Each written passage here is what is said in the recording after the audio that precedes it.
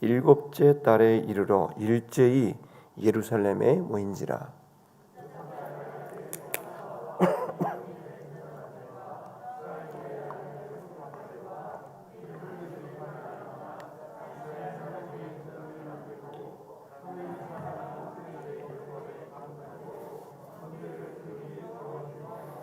같이 하겠습니다. 무리가 모든 나라 백성을 두려워하여 제단을 그 터에 세우고 그 위에서 아침 저녁으로 여호와께 번제를 드리며. 아멘. 안녕히 주무셨어요? 점점 날씨가 추워지고 있습니다. 여러분 혹시 예배 드리시고 기도하실 때 좀 추우시면 이제 곧 이제 보일러를 떼겠지만 뒤에 보시면 담요가 새 담요를 여러 장 준비했으니까요. 이렇게 무릎을 좀 덮으시면은 좀 더 여러분 좋게 이렇게 기도하실 수 있습니다. 무너졌던 그 개인이 살아나는 것은 우리가 좀 신앙생활에서 많이 이제 우리가 경험하는 일입니다. 뭐 저도 그랬고 아마 여러분도 그렇고 주님을 통해 여러분이 정말 삶이 많이 바뀌고 또 여러분의 그 마음뿐만 아니라 삶뿐만 아니라 또 가족들도 또 이렇게 바뀌는 그런 기회를 맞이하셨는 분이 많이 계실 거예요. 근데 여러분 만약에 우리가 그 나라가 바뀐다, 그 나라가 바뀐다라고 하는 거는 좀 다른 문제인데 그 나라가 바뀔 수도 있다라는 게 이제 오늘 에스라, 느헤미야, 에스더 그 이야기가 다 바로 그 한 개인으로 또 혹은 그 예배로 나라가 바뀌는 예를 말해주고 있습니다. 제가 수년 전에 저희가 매년 2월이면은 이스라엘을 가거든요. 근데 올해는 못 갔어요. 코로나 때문에 아예 이스라엘이 외국인을 아예 한 명도 안 봤는데 작년에 우리 유은주 권사님 그 팀이 마지막이 돼서 내년에는 꼭 가기를 바라는데 이스라엘이 아직도 조금 막아놓고 있어서 결정을 못 내립니다. 이스라엘에 가면은 또 좋은 또 친구들도 있고 또 이스라엘 현지 친구들도 있는데 그 이스라엘의 그 친구들하고 한번 대화를 한 적이 있습니다. 몇 년 전에. 근데 그 친구들한테 제가 가장 존경하는 인물이 뭐냐 이렇게 좀 물어봤거든요. 저희는 뭐 이제 이순신, 세종대왕 뭐 이렇게 있잖아요. 저도 이제 뭐 모세나 뭐 엘리야나 다윗이나 이런 걸 생각했는데 뭐라 그러냐면요. 에스라 이렇게 얘기해요. 또 느헤미야 이걸 이 두 분을 생각보다 이렇게 툭 튀어나가고 제가 놀란 적이 있습니다. 그래서 제가 왜 그렇게 그러면 에스라나 느헤미야를 존경하냐? 그랬더니 이제 그 친구들 얘기가 젊은 친구들이에요. 아주 똑똑하고 그런 친구들인데 에스라 느헤미야가 우리가 바벨론 포로가 됐을 때 완전히 무너져 있는 상태에서 그 예루살렘 폐허가 되고 또 이스라엘은 전부 유능한 사람이 죽고 겨우 몇 사람 남아 있는데 그 사람들 데리고 그 짧은 기간 안에 나라를 완전히 회복했다는 거예요. 그래서 자기들은 이런 정도의 리더십, 이런 정도의 그 부흥, 회복을 가지고 온 이 에스라나 느헤미야를 정말 존경한다. 그런 얘기를 하더라고요. 실제로 여러분 우리는 지금 에스라 느헤미야를 많이 설교는 하는 편은 아니에요. 근데 구약 성경을 보실 때 그 역대 상하한 다음에 에스라, 느헤미야, 에스더 하면서 역사서가 끊기거든요. 그 다음에 이제 욥기서부터 나오게 되는데요. 그러니까 역사서의 끝에 이 세 사람이 나옵니다. 이들이 나온 건 공통점입니다. 죄송합니다. 네. 이들이 나온 거는 그 개인이 나라를 살린 거예요. 완전히 위기에 빠진 나라를 세운 사람들이에요. 에스더도 그렇죠. 삼촌 모르드게와 또 에스라 느헤미야는 짝이 돼가지고 그 바벨론 포로를 완전히 이기게 됩니다. 근데 이 나라가 이제 세워지게 되면서 여러분 알다시피 그 에스라 느헤미야의 위대한 부흥이 있지만 자세히 들여다보면요 거기에 그 아주 중요한 사람이 딱 박혀 있어요. 그 사람이 누구냐면 스룹바벨이에요. 스룹바벨. 왜 이 얘기를 하냐면 이스라엘이 회복될 때 3차에 걸쳐서 회복이 되거든요. 1차 기환, 2차 기환, 3차 기환이에요. 그러니까 한꺼번에 자유를 얻고 예루살렘에 돌아온 게 아니라 3차례에 걸쳐서 돌아오게 됐어요. 그 첫 번째 귀환이 누구냐면 스룹바벨이고, 두 번째 귀환을 에스라, 세 번째 귀환을 느헤미야 이렇게 봐요. 근데 요즘에 또 학자들은 또 에스라가 느헤미야가 먼저 왔다 이렇게 하는 사람들도 있고, 그 뭐 학자들은 알아서 연구하라 그러고, 우리가 성경의 흐름을 이렇게 보면 이제 스룹바벨이 먼저 오고 에스라, 느헤미야 이 세 번에 걸쳐서 온 기간이 또 한 70년 돼요. 그러니까 성전이 무너진 다음에 성전이 회복된 기간이 70년이고 네가 70년 만에 돌아오리라 라고 하는 건 성전을 기준으로 한 거예요. 솔로몬 성전이 무너지고 그 다음에 70년이 된 다음에 이제 스룹바벨이 성전을 짓습니다. 그러니까 여러분 사실은 70년이라는 기준이 솔로몬과 스룹바벨이니까 대단한 거죠. 그 제일 먼저 와서 한 일이 뭐냐면 스룹바벨이 대제사장 여호수아나 이런 사람들하고 와갖고 제일 먼저 한 일이 성전을 세운 거예요. 이들은 그냥 와서 이제 완전히 잿더미가 되고 폐허가 됐잖아요. 거기에 이제 그 좋지 않은 그 70년 동안 이제 그 땅을 차지하고 있었던 또 안 좋은 사람들도 있고, 그러니까 거기서 사실 이 사람들이 70년 만에 다시 땅의 소유권을 주장하고 거기에서 성을 재건한다는 것은 쉽지 않은 일이에요. 그때 여러분 스룹바벨이 예수님의 직계 조상으로도 나옵니다. 그러니까 대단한 사람입니다. 예수님의 직계 조상이기도 합니다. 이 스룹바벨이 거기서요 예배를 드려요. 성전을 짓기도 전에 예배를 드려요. 제일 먼저 와서 한 일이 뭐냐면요 예배 드린 일이에요. 70년 전에 잃어버렸던 무너졌던 그 예배를 드리고 수년 뒤에 예배당을 건축해서 70년 만에 예배당이 회복되는 일이 벌어지게 된 거죠. 그러니까 스룹바벨이 한 일은 예배를 세운 거예요. 성전을 세운 거죠. 그 노고가 커서 그 스룹바벨 성전이다라고 이렇게 표현을 합니다. 그때 여러분 유명한 선지자가 학개 선지자, 여러분 학개 아시죠? 같이 그 시대에 1차 기한 때 썼던 사람입니다. 이 사람이 이렇게 그 회복을 하게 되고 난 다음에 한 5, 60년이 훌쩍 지납니다. 그 기간 안에 예배는 세웠지만 이스라엘 백성들이 너무 어려웠어요. 그리고 주변에서 계속 공격이 와서 다시 이 예배를 세우고 성전을 세웠지만 변화된 거는 특별히 없었어요. 이 소식을 이제 누가 듣는지 하면은 바로 이제 에스라가 듣게 되는 거죠. 이 에스라가 와서, 이 사람은 에스라는 그 제사장이었고 학자였는데, 이 사람이 들어와서 뭘 하냐면은 율법을, 그죠? 모세 율법을 선포하면서 그 율법대로 이스라엘 백성들이 바로 가라고 말씀 운동을 해요. 심령의 회개 운동을 하고, 그래서 말씀 운동, 회개 운동을 에스라가 열심히 하게 됩니다. 그런데도 또 어떻게 됩니까?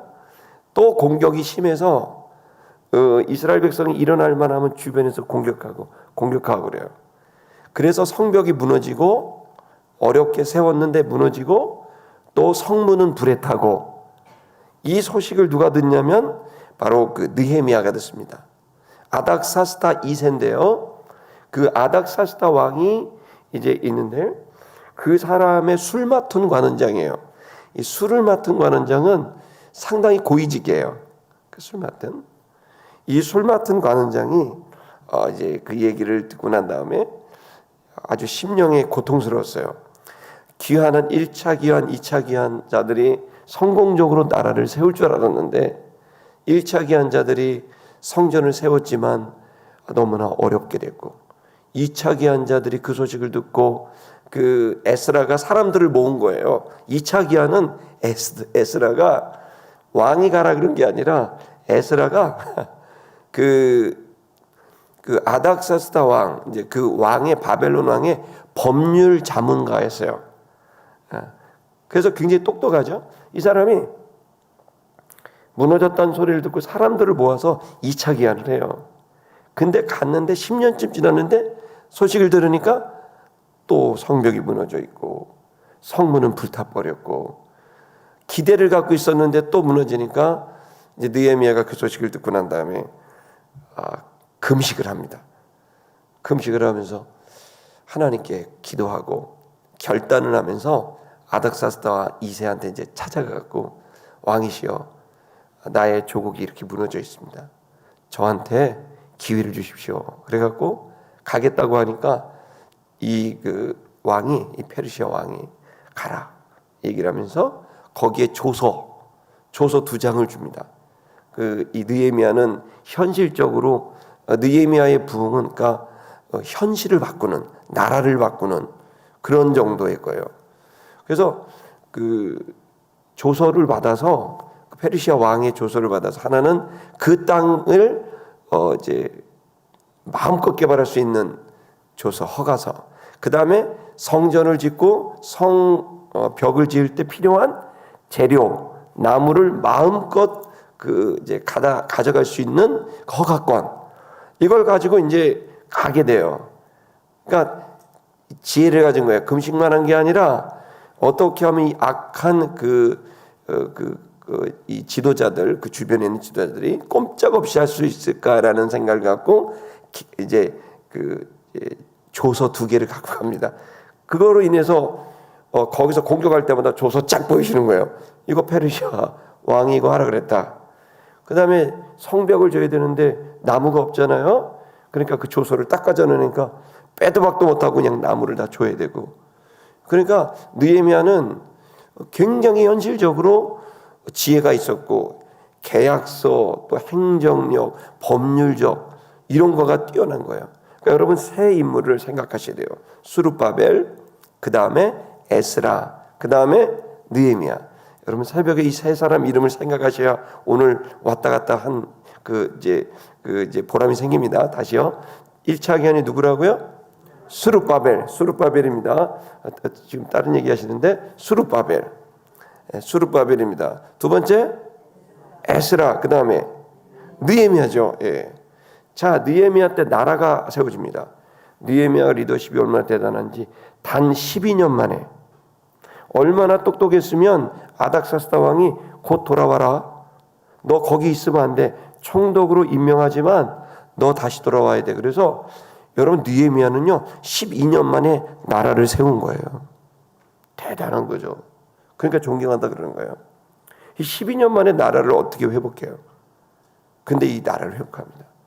근데 이렇게 나라를 회복하게 돼서 그야말로 그때부터 이스라엘이 예수님 오실 때까지 정상적인 그런 공동체를 유지하게 되고, 추후에 로마로 바뀔 때 이제 헤롯 성전이 나오게 되고 거기에서 이제 예수님이 예배드리게 되는 그 기초를 마련한 게 이제 느헤미야입니다.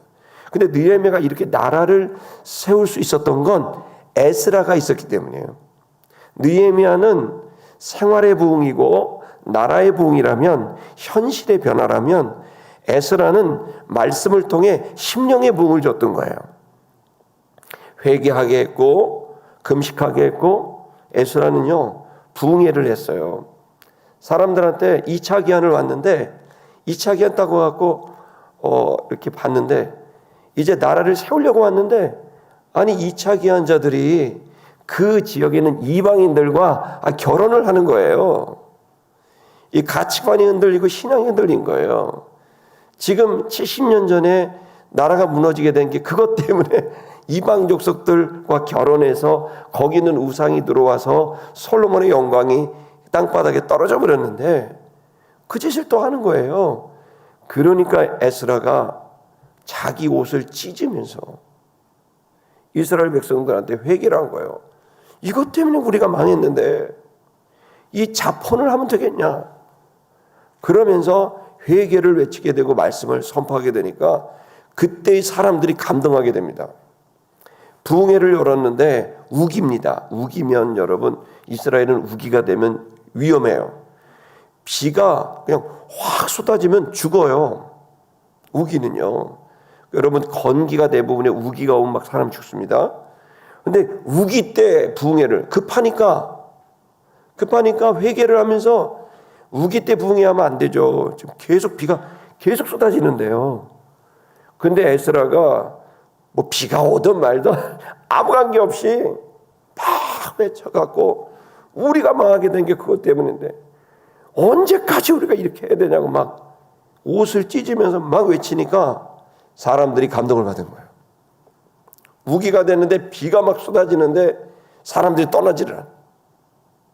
빈지 눈물인지 빈지 그냥 그 폭우 속에서 말이에요. 사람들이 하늘을 향해서 다시 기회를 달라고 말을 막 외치게 됐을 때 그 심령의 붕이 있고 난 다음에 어떤 일이 벌어집니까?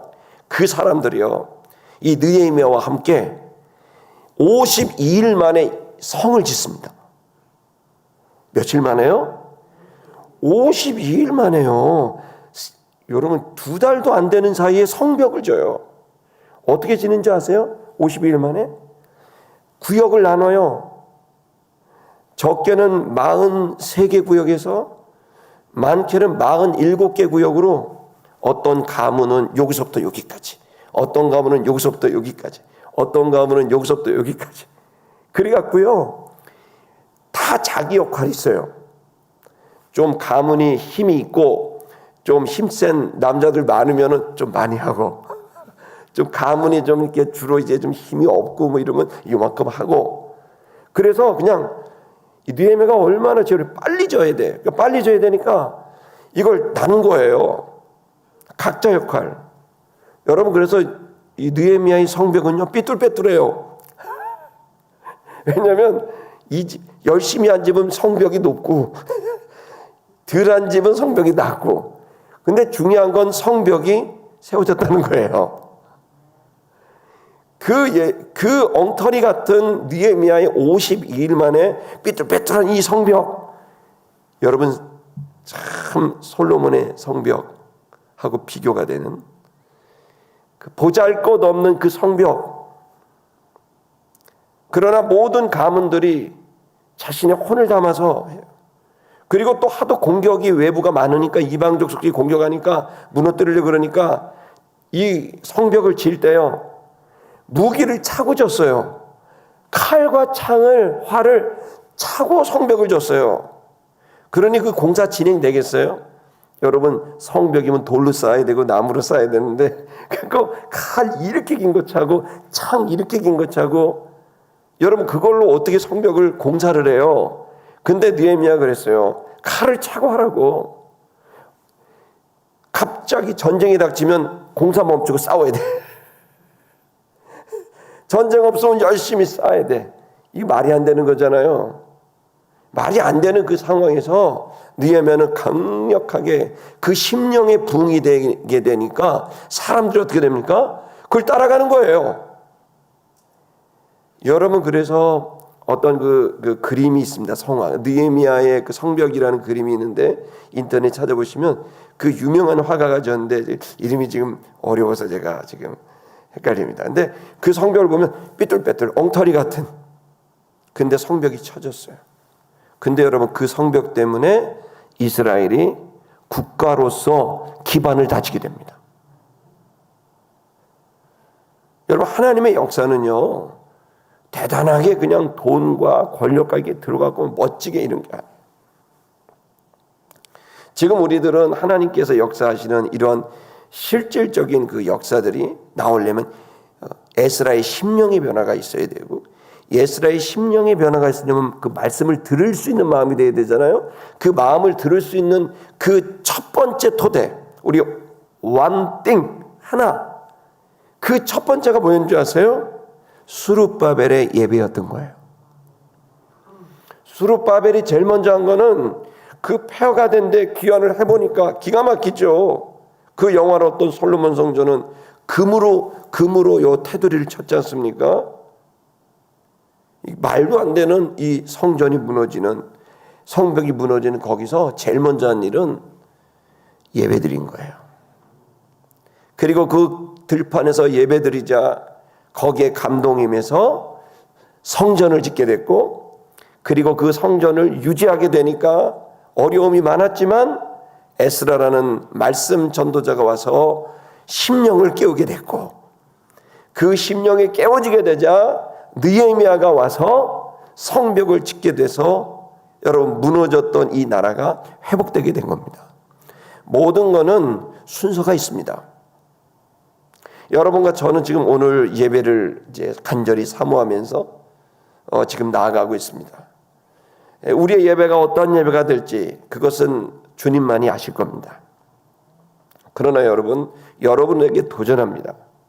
분명히 여러분이 도전합니다. 여러분이 예배에 대하여 마음을 담고 여러분이 그것이 내가 하나님에 대한 가장 중요한 일이고 첫 번째 일이고 우선되는 일이라는 마음을 갖게 되면 여러분의 예배를 통해 누가 알겠습니까? 에스라가 나타나고 여러분의 예배를 통해 느헤미야가 나타날지. 그래서 여러분 1947, 8년도부터 북한에 저 사로잡혀있는 김일성 3대 세습 정권, 이 악한 정권이 무너지게 되는 날은 여러분 성경에만 있는 것이 아니라 여러분 1907년 한국교회가 이렇게 부흥하게 된 건 평양 대부흥으로 시작하게 됐는데, 여러분 이 민족을 살렸던 평양 대부흥의 한복판에 여러분 김일성 금 우상이 세워져 있는 이 악한 상황이, 저는 이렇게 생각합니다. 하나님께서 반드시 에스라와 스룹바벨과 같은 사람들을 그 무너졌던 성전에 다시 세우게 되는 날이 오리라고 기대합니다. 무너진 건 뭐부터 시작해야 될까요? 무너졌다면 뭐부터 시작해야 될까요? 예배부터 시작해야 됩니다. 가정이 무너졌다면 예배부터 시작하셔야 돼요. 교회 공동체들이 무너졌다면 예배부터 해야 돼요. 국가가 무너졌다면 예배부터 해야 됩니다. 저는 그런 의미에서 한국교회가 지금 예배가 막 부흥되고 있습니다. 지금 저녁에는 다니엘 기도회라서 오륜교회에서 계속 무슨 집회도 하고, 또 사랑의 교회에서도 새벽에 집회를 한다 그러고, 지금 이제 코로나가 이제 치료제가 곧 알약으로 나올 것 같습니다. 아픈 거에 먹으면 됩니다. 마이식 먹듯이. 마이식인가요? 하여간 그거 먹듯이, 타이레놀, 개보린 먹듯이 먹으면 됩니다. 두려워하지 않고. 그래서 예배가 일어나야 돼요. 사단은 예배를 가장 싫어합니다. 하나님은 예배를 가장 중히 여깁니다. 여러분 시티미션교회가 이곳에서 예배를 영과 진리로 하게 된다면 그 일로 인해서 여러분의 가정과 또 이 지역과 또 특별히 이 대한민국 저 북녘에 있는 우리 동포들이 자유함을 얻는 원대한 꿈을 꿀 수 있지 않을까. 여러분 예배하면서 그날을 소망할 수 있기를 축복합니다.